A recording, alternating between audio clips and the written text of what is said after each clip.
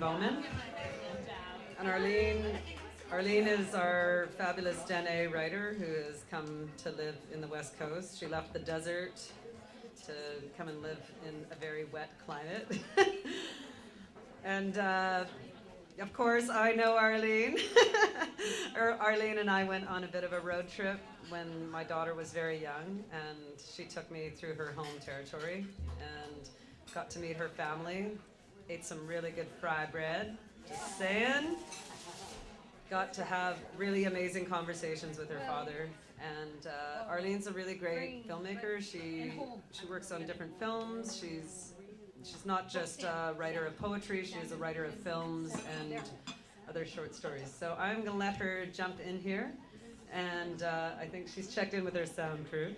And I'm going to let her share some amazing talent with us. Thank you. Here's Arlene Bowman. Thank you.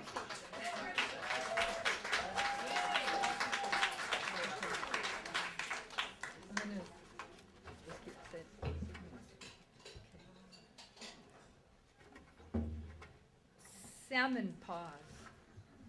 Sockeye salmon travels into the Pacific Ocean, Arctic, and wherever the temperature is right. Sockeye salmon of the strongest journeys and swims up the big rivers and streams to reach its homeland where they were born and to mate. Both sockeye, sex is metaphor, turned red, male turned reddest. Male grew huge teeth. Never seen big fish swim in small streams in a nearby park. She never seen big fish swim in small streams in a nearby park. One day, indigenous Dene woman, originally from Arizona, appears at the pools where salmon swims.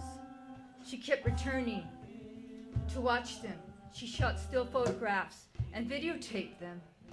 Older female salmon lets her videotape her face and eyes. Twice she modeled. She didn't run away like the other salmons. She moved and swam slow and quiet in the clear, smooth water near a log. As the camera videotaped and the still photo camera shot her, the best model. Next day, the woman looked at the stream. 2 salmons died.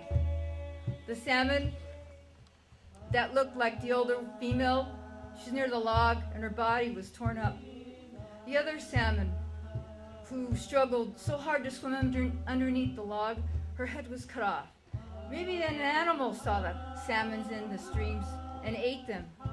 After death, their eyes disappeared and bodies turned stiff.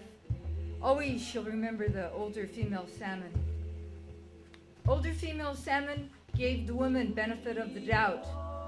Indigenous people are the same.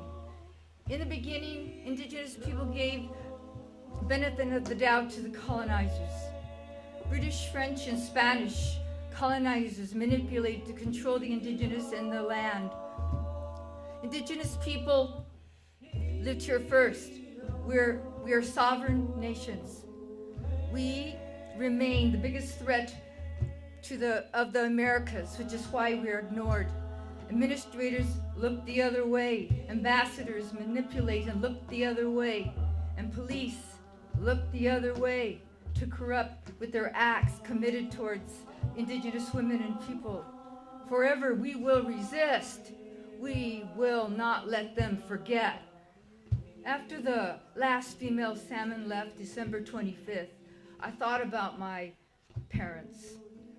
By the time the sockeye reach their homelands, they are older and they are fragile. They taught me about people older who lived long lives and fragile as my parents, similar as the salmon.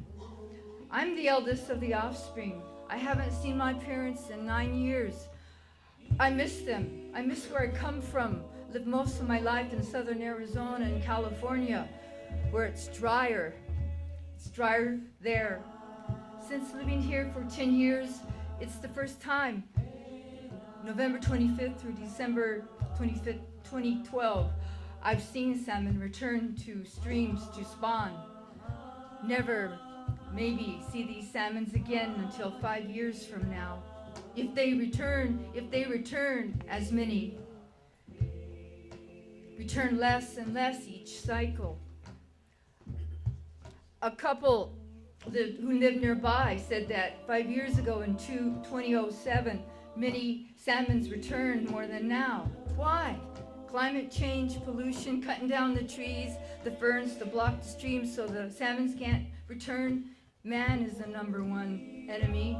Oh, salmon, tigers, and animals of the world, people of the world, indigenous people of the world, the first people who lived in the Americas, who encroached upon whom?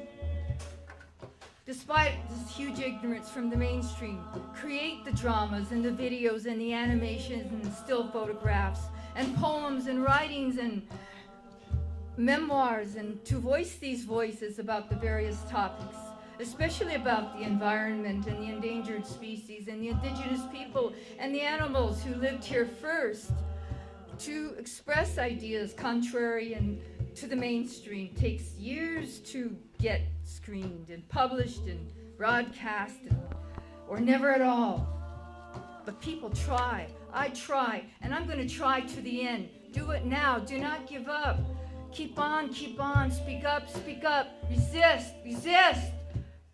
For a Dene from the southern Arizona Sonoran Desert who traveled to live in the north, the salmon opened up my eyes. Salmon is a messenger. Salmon is the heartland of the indigenous people of unseceded Coast Salish here in the North Country.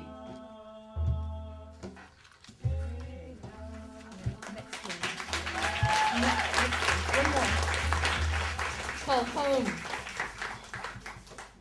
From the library, I biked to my apartment in Surrey. And if I didn't make it to my apartment, the water will seep in my clothes, wet and cold, hyperthermic fingertips. It rains and rains and rains in my clothes. Rain, rain, I wish to go home. Rain, rain, I wish to go home. But Surrey isn't my home. Home is in southern Arizona and California, where I grew up in the Sonoran Desert. Haven't been home in 9 long years to visit my parents and friends. Rain, rain, I want to go home. Rain, rain, I want to go home. Salmons need the constant rain, and the trees and the ferns and the gray skies and the cold climate to live in. North is their country, journeying through the ocean to their home, to spawn in. They belong to this land. Yet, this was my home long ago. The southern Dene are related to the northern Dene by the way of the Athabascan language. Landscapes, climate, and people are opposites now. Rainforest versus dry desert. Rain and sun, I wish to go home. Rain and sun, I wish to go home. Since the sockeye returned home to a small stream nearby this November and December 2012, they opened my eyes about the indigenous people who lived in the North Country here, Coast Salish. Salmon's a messenger. Who needs the sun as I do? Hot, hot heat upon my skin. Red salmon, even the red salmon sockeye returns home. Rain, sun, I wish to go home. Rain, sun, I wish to go home. Rain and sun, I wish to go home. Rain, sun, I wish to go home. That's all. Thank you.